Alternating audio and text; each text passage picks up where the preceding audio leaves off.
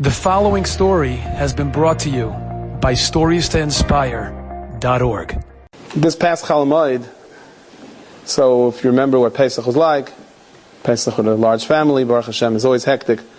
So it's like Erev the second days. And my wife ordered me out with the kids. Well, actually, I should say she asked me to take the kids out. But I wanted to supersede it before it turned into an order. So I told them all to pile into the van, and I said we're going on a excursion. And they asked me where we're going, and I told them that it was a surprise. And after we rounded the block a couple of times, they sort of said to me, is it a surprise for you also, Ta? I said a little bit. You tell me, where do you want to go? Okay, you tell me where do you want to go. So everyone started screaming. The older ones said if they see the Prospect Park Zoo one more time, they're going to turn into a monkey. And the other kids said, no, we don't want to hate the aquarium. And I said, listen, as far as my mission over here, okay, I have to keep you out of the house for the next 3 hours. So I don't care if we continue to go around the block 3 hours. So either you people decide where we want to go. If not, everything is just fine with me. So they were all quiet. And I had like this shtickle idea. Kind of a brainstorm. And I traveled toward the airport.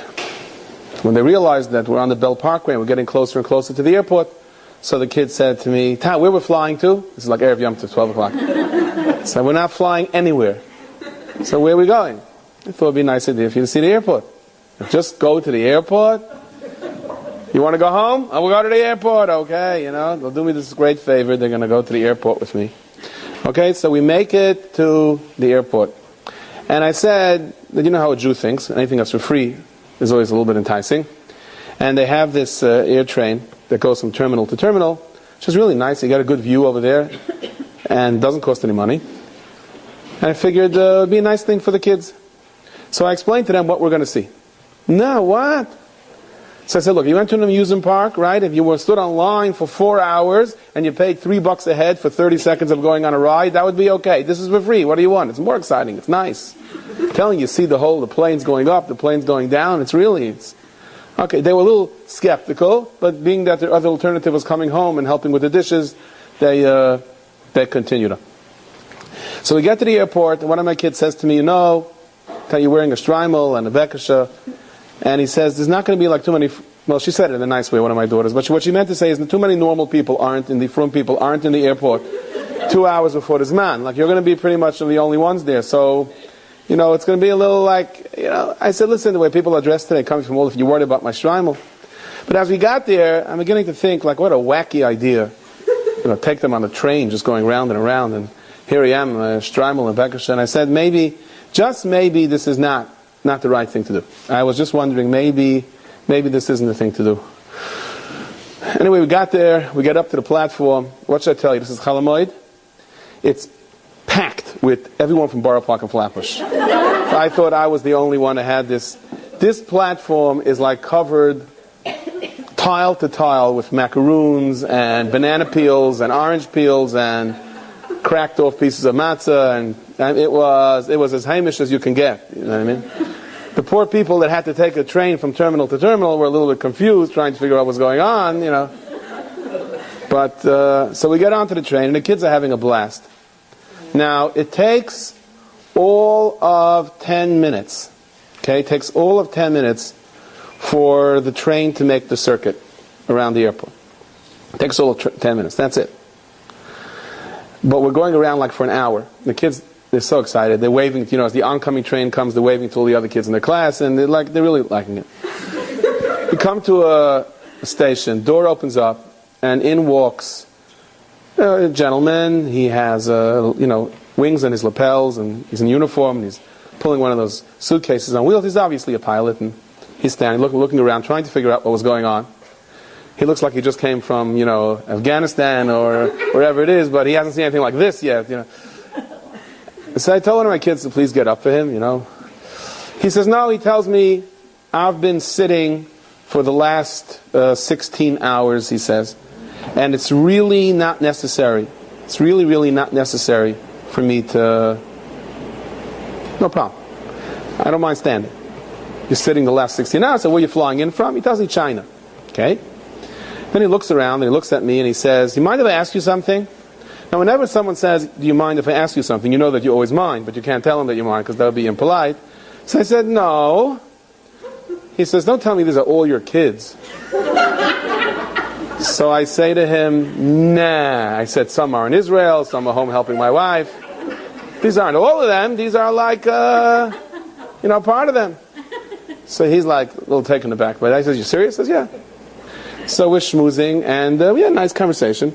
And after a while, he says to me, "Rabbi, which terminal are you looking for? Can I help you?" I'm like I'm not sure, when I see it, I'll recognize it, start fumbling. He says, "Well, let me see your ticket, and I'll be able to tell." I said, "No, you can't see my ticket." "Why not?" "Electronic ticket." "Oh." And you know, when you start lying, you start chasing your own tail. We're going around and around. And he's asking more and more questions, and I'm like really falling apart here on the witness stand. So finally I say to him, "Well, to be perfectly honest with you, sir, we're not going anywhere. We're just going around the airport." "How long have you been doing this?" "For the last hour and a half." He's quiet for a while, and then I guess out of the lack of anything better to say, he says, "Why?" So I said, "Look, I didn't start the conversation with this guy. He started it, okay?" So I said to him, "You see these kids?" I said, "They have no television at home. They don't have computer games. And therefore it's my obligation to make sure that they have quality time. I just spend time raising them. And I take them places. And in this day and age, it's hard to find places that are, meet standards, certain standards that we have. So an airport where we meet such wonderful people like pilots, this is a good place to go." And we talk about family and different things. And he's about to walk out. He's about to step out. And he makes a very interesting comment. He says, something, I'm not going to tell you he said it in this many words. This is sort of what he said. He said, "I fly the world from one side of the world to the other." And he tells me that we fly for 3 weeks, okay? And we have 1 week at home. That's how it goes. We fly for 3 weeks and we have 1 week at home. So you would think 1 week out of 4 weeks is like a pretty good vacation time. He says it's not really that way. Because if I live in Denver and my flight route ends me in Australia, so by the time I get back, I don't really have, and then I got to be back to Australia to pick up the route. I really have no time at home. He says his wife left him. How could he blame her? Being alone so many years. He has one daughter that sends him like a Lashana Tova card every 6th Shemitah or something. He really has no family. He has no nothing. What should I do for you? And as he's walking out, he makes this observation. He says, "You know something?" He says, "You mind if I say this?" There he goes again, "If I mind if I say it." "No, sure not." He says, "You're going nowhere." "Thanks. But you're going everywhere." He says, "You have a family, you have a life, you have your children." He just looks he says, "I fly the world. I know exactly where I'm going. I know exactly where I'm landing." And he pulls out this little Palm Pilot. He says, "I have my itinerary for the next year and a half." He says, "I know 600 hours we're leaving to China. I'm leaving to China. I know exactly where I'm going and where we're landing. I know it exactly." I wanted to ask him which airline he works for, if he knows exactly. That takes off on time always. The story of the Yid that's standing standing online, and there's a Yidl standing over there, an old European Yid, and he tells the ticket agent, he says, "See this duffel bag? I wanted to go to Puerto Rico. And this hat box, I wanted to go to Brussels. And this suitcase, I wanted to go to London." She says, "Sir, that's impossible." He says, "Why you say impossible? You did it last time." Right? I want to say which airline he's working for, that everything is like so perfect and everything. So, okay. So, he tells me, "I know exactly where I'm going. But what am I? I'm making money. But what for? I'm making money. Maybe I know exactly where I'm going. But what's my life all about? I have nothing. I have nothing in my life." He says, "You're going nowhere. But you're not going everywhere." And he walked out and he left me with those words, which is really something to contemplate, something to think about. You can go nowhere, and you're going everywhere. And by the same token, you can be going everywhere, and you're really going nowhere. Enjoyed this story? Come again. Bring a friend. StoriesToInspire.org